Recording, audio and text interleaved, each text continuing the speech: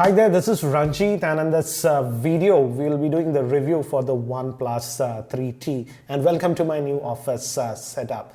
And this OnePlus 3T is not very different from the regular OnePlus 3, but yes, there are some changes that I have noticed. So I'll be going over those changes, and if you already have a OnePlus 3, does it make any sense to upgrade to the OnePlus 3T? But before we continue, here are the specs for the OnePlus 3T. As you can see, this new OnePlus 3T is very similar to the original OnePlus 3, but this one has a Snapdragon 821 chipset. It also has a 3400 mAh battery. It comes in two storages now, 64GB or 128. And it has a 16 megapixel rear facing camera, and now the front facing camera is also a 16 megapixel shooter. And I won't be going in depth regarding all the pros and cons like I did for the review of the OnePlus 3T. But I've been using this device now for almost 2 odd weeks as my primary driver. So I have made a lot of pointers, so I'll be going over them. And the first major difference that I've noticed with this OnePlus 3T is in terms of battery life. This OnePlus 3T has a 3400 mAh battery, and you might say that 400 mAh more than the OnePlus 3 should not make that big of a difference. I also thought that, but the battery life is nothing short of incredible on this OnePlus 3T. With the regular OnePlus 3, in evenings on a heavy day, I had to put it on charge at about 7 or 7:30, but that's not the case with this OnePlus 3T. With this OnePlus 3T, I could easily last for a full working day, even when I was completely on 4G data. And in terms of screen on time, I was getting anywhere between 45 minutes to over 1 hour of screen on time when I compare it with the OnePlus 3. So in terms of battery life, I would say this OnePlus 3T is definitely a huge improvement.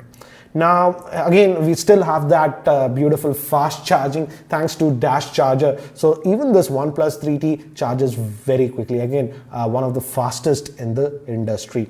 Next, again, in terms of in-hand feel, it's similar to the OnePlus 3. That means great in-hand feel, and the build quality is also very good. The color is a little bit different now on this OnePlus 3T, but again, that will come down to personal preference, I would say. In terms of weight also, it's similar to the OnePlus 3. I don't know how they did manage it, but the weight is the same if we compare it with the OnePlus 3. Now, when we talk about the fingerprint scanner, still the fingerprint scanner is one of the best. Again, as you can see, it works flawlessly, so you don't have to worry about the fingerprint scanner.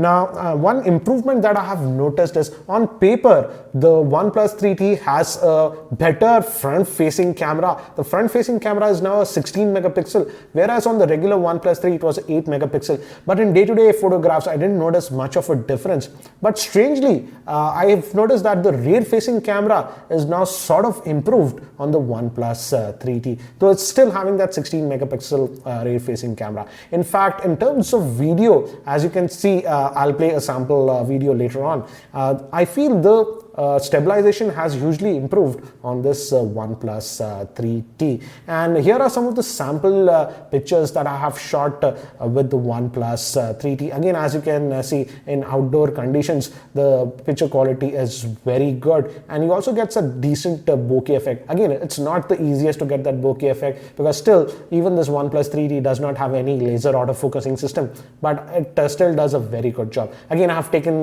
many of these sample shots again in my new office setup also when it was under construction, and as you can see, in varying light conditions also, the OnePlus 3 handled it very well. So in terms of camera performance, I would say the camera is definitely an improvement on this OnePlus 3T. Now if we talk about video, the video also has improved because this OnePlus 3T has improved electronic image stabilization, and here is a sample video that I shot with the OnePlus 3T. Now I'm recording this video with the rear facing camera of this OnePlus 3T, and this is at 1080p. Let me just move closer to an object, and you have to be careful if you go very nearby, you have to go back for focusing. So in terms of focusing, as you can see, you have the tap to focus, but it's not as quick as the Galaxy S6 or the Pixel in terms of focusing. As you can see, it's sort of hunting, but OnePlus claims that the electronic image stabilization is a lot better. So what I'll do is I'll be just walking now, and the audio is via the internal microphone. There might be quite a bit of wind noise because the wind is blowing and I'm just walking normally. So this should give you an idea about the video recording with the OnePlus 3T's rear facing camera. Moving to the front facing camera, again the front facing camera in terms of still shots does a very good job, as you can see from the sample shots.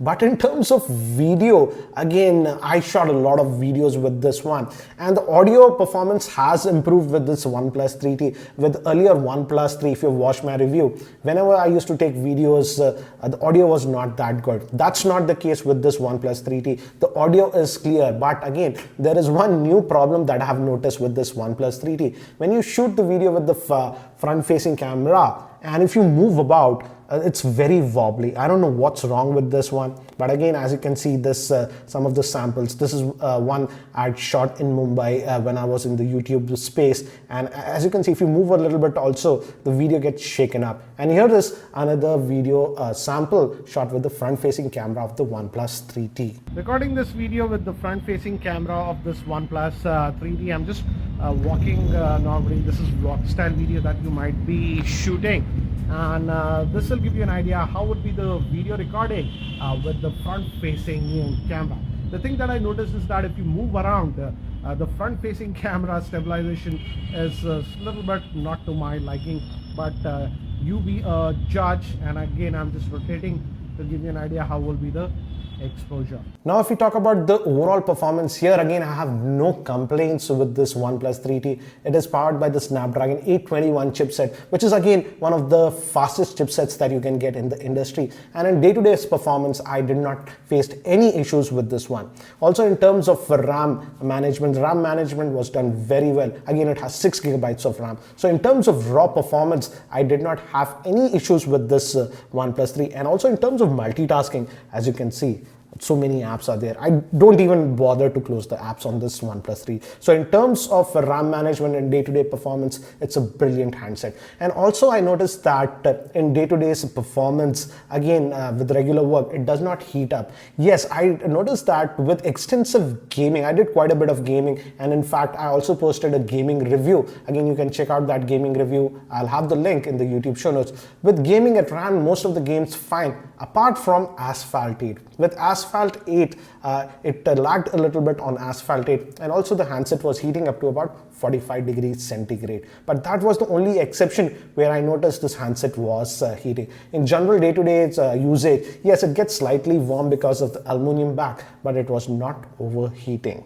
Now, one minor con that I have noticed with still with this OnePlus 3T is in terms of auto brightness. Auto brightness sensitivity can be sort of tweaked. Even at the lowest brightness at night, I feel it is pretty bright. So I was always just shutting off the auto brightness on this one. Maybe they can fix this with the OTA update. And again, it's now this OnePlus 3T comes in two variants, the regular 64 GB variant, and also we have a new variant that comes with 128 gigabytes of storage. So if you require a lot of storage, now you have an option. With the earlier OnePlus 3, we just had 64 GB option. But again, in India, this 128 gigabyte variant is slightly on the expensive side. The 128 gigabyte variant will be selling for 35,000. Whereas the regular 64 GB variant will be sold for 30,000. Again, it's being sold in India exclusively via Amazon India. Again, I'll have links in the YouTube show notes. So I would say it's a very good handset, and certainly if we talk about, and I think so most of you guys would be purchasing the 30,000 rupees variant, that is the 64 gigabyte variant. Yes, the price has increased if we compare it to the regular OnePlus 3. That was available for 28,000 and still it's available. So if you're on a very tight budget, still the OnePlus 3 is a good deal. But again, I would say if you can add that 2,000 bucks, go with this OnePlus 3T. The two biggest improvements that I've noticed with this OnePlus 3T over the OnePlus 3 is, first thing is definitely in the battery performance, and also strangely the rear facing camera seems to perform slightly better compared to the OnePlus 3. So certainly again, this OnePlus 3T is a fabulous handset, and still I would say in terms of price to performance ratio, the OnePlus 3T is one of the best handsets that you can get.